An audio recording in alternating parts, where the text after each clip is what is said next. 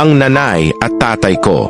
Kapag kapiling pa natin ang ating mga magulang, parang ang hirap magpakita ng malasakit o pagmamahal. Nasanay na tayo sa kaisipang anuman ang mangyari, palagi silang nandyan.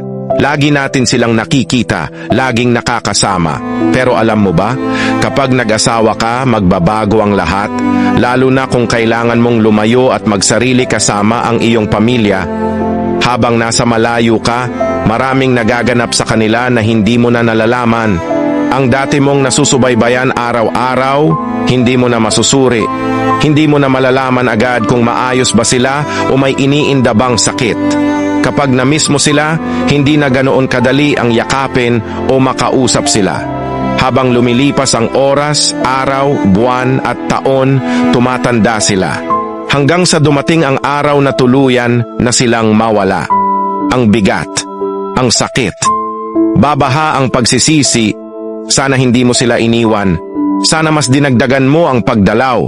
Sana mas pinahalagahan mo ang mga sandali ninyong magkasama. Pero wala na. Hindi mo na maibabalik ang nakaraan. Habang nabubuhay ka, dala mo ang kirot sa dibdib. Ang sakit na hindi mawawala.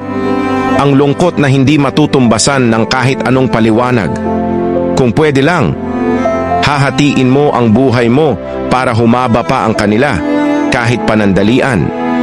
Kaya kung buo pa ang iyong magulang, maswerte ka. Sulitin mo ang bawat sandali.